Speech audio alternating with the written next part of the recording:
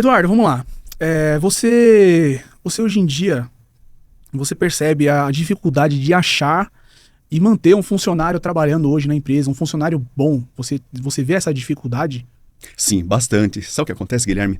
Hoje, a gente tem pessoas, mas falta mão de obra. Aí você pergunta por quê, né? Porque se tem pessoas, tem que ter mão de obra. Bom, aí tem várias coisas acontecendo, né? Sim. Então, primeira coisa, né? Já não tem aquele estímulo, porque tem benefícios de várias pessoas recebendo que desestimulam um pouco o trabalho. Mas até mais que isso, é uma coisa interessante, né? Que saíram pesquisas recentemente de que não é só o salário que é importante, o ambiente de trabalho conta muito. Então, se você tiver um salário parecido, ou até um pouco menor, mas Sim. um ambiente tóxico de trabalho, as pessoas não ficam. Por isso a rotatividade é bem grande, né? Então, por exemplo, motorista de caminhão é uma coisa que está faltando. Químicos estão faltando, né? Verdade. Existem outras coisas, faxineira. Até em casa, a gente quer contratar um pedreiro, tá difícil. A Todo mão mundo de fala. obra tá bem escassa, né? Muito escassa, muito Verdade. escassa. E gozado, a mão de obra está escassa, mas o número de pessoas não. Sim. Então, justamente por isso. Então, a grande missão hoje das empresas é reter os talentos. Isso é mais difícil. Isso que o pessoal tem que trabalhar. Então, Guilherme, o problema não é a falta de mão de obra, é o ambiente que as pessoas queiram trabalhar, o ambiente que as pessoas queiram ficar. Esse é o grande ponto de atenção. Ô Eduardo, me responde uma coisa. No seu ponto de vista, assim, no que você tem acompanhado aí na sua trajetória, você acredita que hoje o funcionário, comparado com o funcionário de antigamente, de 10 anos atrás, de uns 15 anos atrás, você enxerga que o funcionário ele não tem o mesmo sangue no olho, a mesma vontade de trabalhar, o mesmo empenho de um funcionário que de 10 anos atrás? Você acha que isso acontece? Depende do caso, depende do funcionário, depende da pessoa e depende também da empresa e do líder. Certo. Olha, vou te falar uma coisa, o pessoal fala muito da geração Z, né? Até de maneira negativa, mas tem ressalvas, porque eu não gosto de generalizar, depende da pessoa.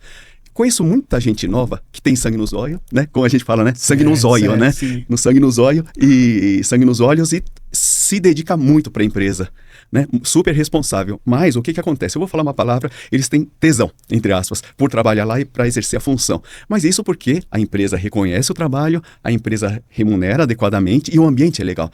A primeira coisa, né? Você tem que se sentir parte do todo, do grupo. Porque imagina, você está num grupo que você está isolado, cada um por si, o negócio não rola, você não tem aquela vontade de trabalhar. Você fica 8 horas por dia na empresa ou mais. Imagina, você chega de manhã cedo pensando, puta, eu tenho que ir lá trabalhar, que saco, né? Não, aí você vai animado, né? Sim. Pô, vou trabalhar num lugar legal, num lugar motivante, não vou desenvolver o que eu posso, vou criar coisas novas. Isso sim traz o sangue nos olhos, né? Traz a super dedicação, ou faz a pessoa vestir a camisa. Isso é muito legal. São pequenas coisas que vão atrair as pessoas. E sim, tem pessoas que trabalham muito bem. Só que a cabeça de todo mundo mudou, a tolerância mudou, né? A nossa realidade de vida está diferente Sim. comparado a 10, 20 anos atrás. Então as empresas também têm que se adaptar, os dois têm que se adaptar. Então dá para fazer uma coisa muito boa assim. Então você acha que a geração de hoje, então, ainda tem a vontade de trabalhar ali, porém, você acha que o ambiente influencia nisso? Muito, muito. Até por experiência própria. Trabalhei com bastante gente nova também. E tem um pessoal muito bom de trabalhar, pessoal super dedicado, que eu elogio até hoje. Sim. Então, é só a gente trabalhar isso. Lembrando que hoje, tanto nós como a geração mais nova, não só essa, a Z, como outras que estão vindo, vão ficar cada vez mais exigentes. Os valores mudaram, né? A cabeça mudou. Então, tem que ter uma adaptação, sim, para isso. Então, Guilherme, talvez o problema não seja a geração, e sim a gestão que ficou lá atrás, a gestão que parou no tempo. Ô, Eduardo, tem uma situação que é o seguinte. A gente contrata um funcionário, treina ele por meses, até por ano, ali 1 ou 2 anos, e aí o funcionário, sei lá, pede as contas, pede para ser mandado embora, e aí, o que eu faço? Bom, então, vamos lá. Primeira coisa que eu vou te falar, você está perdendo dinheiro, e muito dinheiro. Caramba. Porque você investiu no funcionário, você treinou o cara, treinou a pessoa, né? Treinou Certo. ele ou ela. Então, o que acontece? Você perdeu isso. Você vai perder conhecimento também, porque ele aprendeu bastante e está levando embora. Se for para o teu concorrente, pior ainda, né? Que vai levar o seu know-how para o concorrente. Então, isso aí você perdeu, né? Você vai ter que contratar uma outra pessoa, vai ter que treinar desde o começo até você conseguir chegar naquele ponto. Quem garante que a pessoa vai ficar? Né? Vai acontecer de novo. Então, sabe o que acontece nas empresas? Tem muitos setores onde acontece isso muito. As pessoas sempre vão estar aprendendo. Então, sempre você vai estar numa curva de aprendizado, nunca vai estar com um setor eficiente. Então, você perdeu dinheiro, você está perdendo produtividade, porque nunca vai produzir muito bem, porque não tem uma pessoa que tenha prática, e você vai perder cliente, porque os clientes não vão estar satisfeitos. Sim. Então, tem que tomar muito cuidado com isso. E muitas vezes as pessoas falam, saiu, tudo bem, eu contrato outro. Não é assim. Põe no papel. Melhor coisa, põe no papel, calcula, você vai ver o que está acontecendo. Verdade. E fala com o teu cliente. Afinal, o foco da empresa, além da sua empresa em si, um dos focos grandes é o cliente. Se o cliente não estiver satisfeito, não adianta nada. E, Guilherme, imagina a situação. Você está num setor que tem 20 pessoas. Sim. Um sai, outro sai, terceiro, quarto, quinto vão saindo para uma empresa. E saem felizes para novas oportunidades. Sim. Imagina quem fica, o que vai pensar. Já começa a bagunçar o ambiente, começa a mexer no emocional das pessoas. Poxa, tanta gente saindo, tem alguma coisa errada. Por que eu tenho que ficar aqui? Será que não tem um mundo lá fora que é muito melhor que o mundo que eu estou hoje? Sim. Então, um outro ponto para você pensar. Ô, Eduardo, a gente tem acompanhado bastante nas redes sociais sobre os riscos psicológicos da NR01. O que significa isso na prática? Qual que é esse risco? Perfeito, então vamos lá. Até eu vou tomar a liberdade de falar um pouquinho da NR1 bem rapidamente antes. Ok. A NR1 é uma norma do Ministério do Trabalho, é bem antiga, de 1978, começou aí. São 38 normas, né? E o que acontece? A primeira, que é a NR1, ela fala sobre gerenciar os riscos que tem na empresa. Isso aí vale para quem trabalha registrado, né? CLT.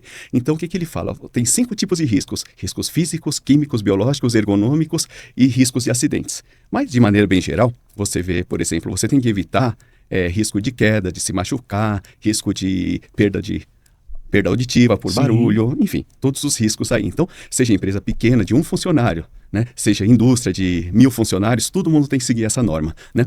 E o que aconteceu? Como a gente estava tendo muitos problemas psicológicos na empresa, isso aí vem se arrastando. Só para ter uma ideia, em 2025, ano passado, a gente teve mais de 500 mil de pessoas afastadas, né? Isso que foi comunicado para o INSS, fora o que não foi, né?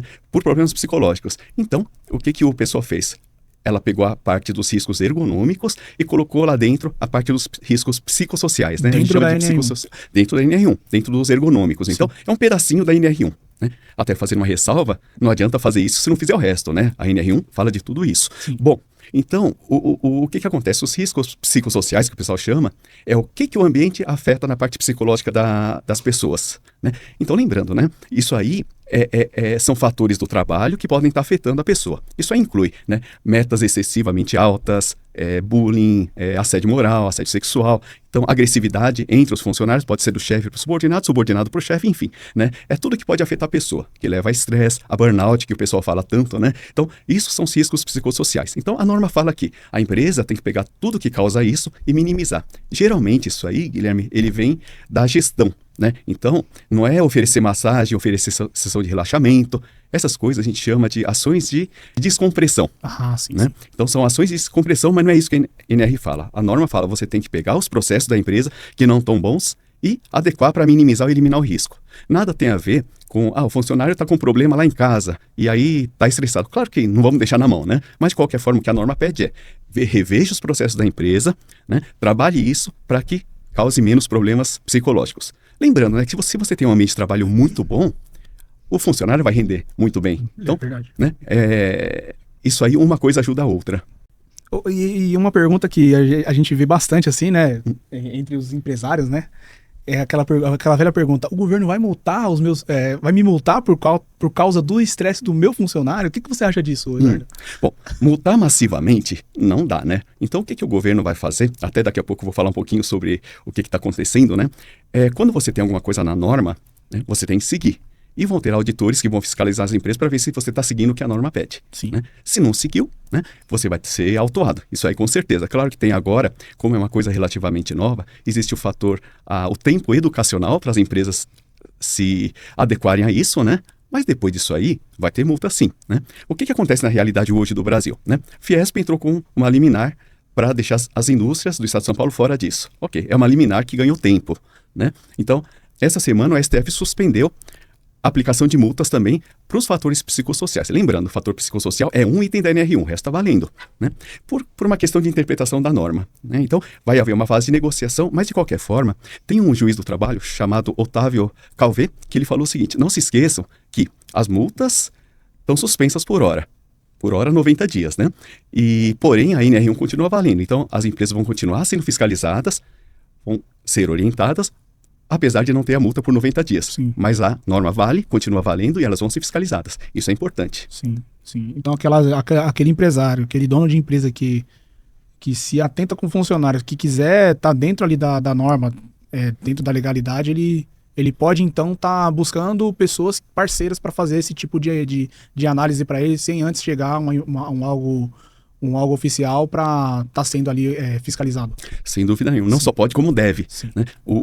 Quando começou a se falar de riscos psicossociais, era para ser implementado no ano passado, né? no começo do ano passado. Sim. Só que foi adiado. Né?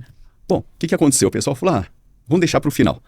Era para começar a vigorar em maio desse ano. O pessoal agora saiu desesperado. Aí conseguiram todo esse outro adiamento. Né? Mais um pouco. Vou empurrar um pouco mais para frente. Sim. Só que não adianta. Isso é um processo que não dá para fazer de um dia para o outro, se for fazer direito. Né? Então, se você for pegar uma ferramenta que é puramente online, estão sendo vendidas por aí, você faz rapidinho, mas não é um processo. Você tem que conhecer a empresa, tem que entrevistar a empresa, tem que falar com os funcionários, passar um questionário e depois colocar um plano de ação. Esse é o processo completo. Então, não é de um dia para o outro que se faz. Então, não adianta deixar para a última hora, poxa, agora vai começar a multar, então agora eu vou querer implementar. Não é assim que funciona. Tem que se prevenir, né? Tem que se prevenir. E lembrando, né? Esquece a parte da multa, pensa na produtividade da empresa e na diminuição de rotatividade. Você tem que ter funcionário bom trabalhando e esse funcionário bom tem que ficar. Né? Isso vai te trazer lucro, vai melhorar a imagem da sua empresa e vai te segurar cliente também. Então, por que esperar a multa? Começa a trabalhar isso. Sim. Esquece que existe a NR1, porque não é só a NR1, tem outras leis também nisso. Tem a ISO, aquelas normas ISO, a gente conhece a ISO 9000 de qualidade, tem ISO 45003 que fala disso, ISO 45001 que fala de riscos, né? Então tem um monte de norma. É que o pessoal espalhou na mídia NR1 psicossocial. Aliás, o pessoal está até chamando erroneamente o psicossocial de NR1. Isso é um tequinho da NR1.